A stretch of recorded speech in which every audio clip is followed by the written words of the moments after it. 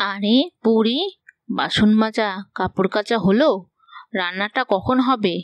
এবার কি না খাইয়ে মারবে নাকি আমাদের? বৌমা, আজ শরীরটা ভীষণ খারাপ। অনেক তো বয়স হলো, এখন আর পারি না। বৌমা, আজ যদি রান্নাটা তুমি করতে। কি বললি বুড়ি? আমি রান্না করব? যখন আমাকে বৌমা করে নিয়ে এসেছিলি তখন তো খুব বলেছিলি আমার বাড়িতে নিজের মেয়ের মতো রাখবো, রানীর মতো থাকবে। তাহলে এখন রান্না করতে বলছিস কেন? ঠিক সেই সময় কালু কাক কাজ থেকে বাসায় ফিরল। কালু কাককে দেখে গৌরী হঠাৎ কান্না শুরু করে দিল। কি হলো গৌরী তোমার? তুমি এভাবে কান্না করছো কেন? দেখো না কালু, তোমার মা আমাকে কত কথা শোনাচ্ছে।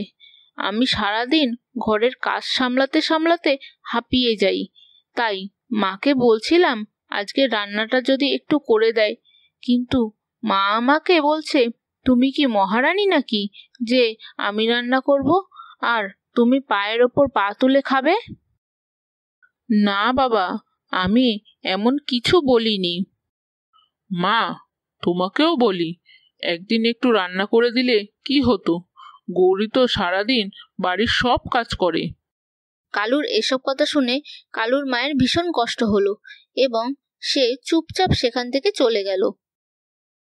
এদিকে গৌরী মনে মনে হাসতে লাগলো আর বলল, ভালো হয়েছে, বুড়িটা উচিত শিক্ষা পেয়েছে। আমাকে বলে কিনা রান্না করতে।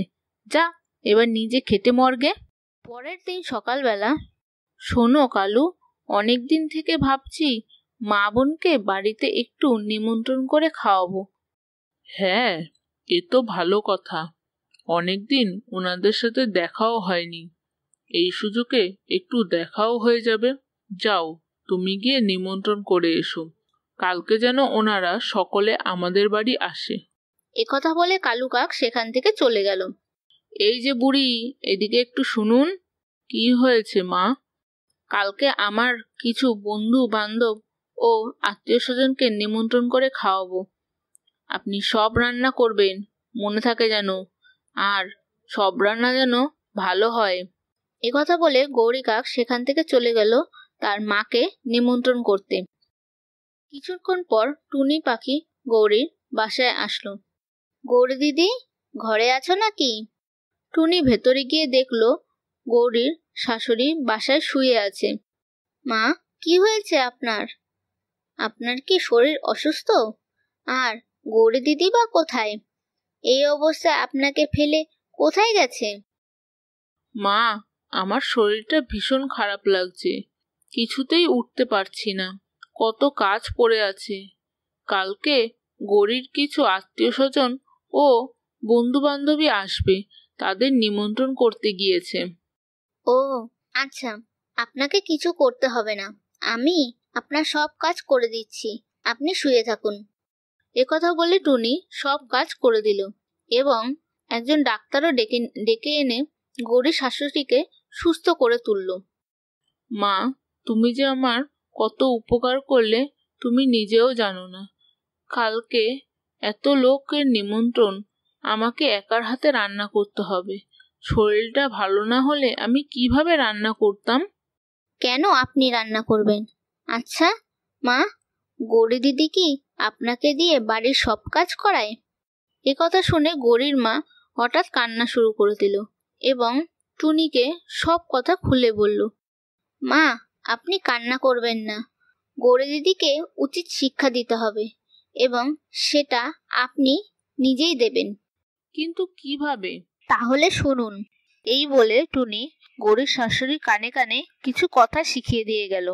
আচ্ছা মা, তুমি যা বলেছ তাই করব। যথারীতি পরের দিন গৌরীর মা, বোন ও কিছু বন্ধু বান্ধবী ওদের বাড়ি আসলো। কালু কাকও কাজের থেকে তাড়াতাড়ি চলে আসলো। গৌরী কাক সবাইকে ডেকে খেতে দিল। মা, দেখো খাবারগুলো খেয়ে কেমন রান্না করেছি, তোমরাও সকলে খেতে শুরু করো। হ্যাঁ মা, আপনার মেয়ে খুব কাজের, রান্না বান্নাটা ভালোই করে। এরপর যেই সকলে খাবারে মুখ দিল অমনি চিৎকার করতে লাগলো, কি ঝাল, প্রচন্ড ঝাল, এসব কি রান্না করেছিস গৌরী, কি ঝাল, লবণ বেশি। এসব কথা শুনে তো গৌরী প্রচন্ড রেগে গেল। তখনই শাশুড়ির ওপর চড়াও হলো, বুড়ি, এসব কি রান্না করেছিস? আমার মাকে মারার ফাঁদ করেছিস নাকি? কিন্তু তুমি যে বললে তুমি সব রান্না করেছো। ঠিক সেই সময় টুনি আসলো এবং স্বপ্না কালু কাককে খুলে বলল, কালু দাদা, গৌরী দিদি বাড়ির কোনো কাজই করে না, সব কাজই তোমার মাকে দিয়ে করায়। আর তুমি আসলে এমন ভাবে ব্যবহার করে যাতে তোমার মা গৌরী দিদির ওপর অত্যাচার করে, পুরোটাই মিথ্যে। উপরন্তু তোমার অসুস্থ মায়ের ওপর অত্যাচার করে। গৌরী, তুমি এভাবে আমার মায়ের ওপর অত্যাচার করছো? যাও, এক্ষুনি আমার বাসা থেকে বেরিয়ে যাও। তোমার মতো বউয়ের আমার দরকার নেই, তোর মতো মেয়েরও আমার দরকার নেই, তোর জায়গাও আমাদের বাড়িতে হবে না। এই বলে গৌরীর মা ও বোন সেখান থেকে চলে গেল। মা, আমাকে ক্ষমা করে দিন, আমি এখন থেকে বাড়ির সব কাজ করব, আমাকে এখান থেকে তাড়িয়ে দেবেন না মা, আমি যা করেছি অন্যায় করেছি, আমাকে ক্ষমা করে দিন মা। এরপর গৌরীর শাশুড়ি গৌরীর অন্যায় ক্ষমা করে দিল এবং এরপর থেকে তারা একসাথে ভালোভাবে থাকতে শুরু করলো।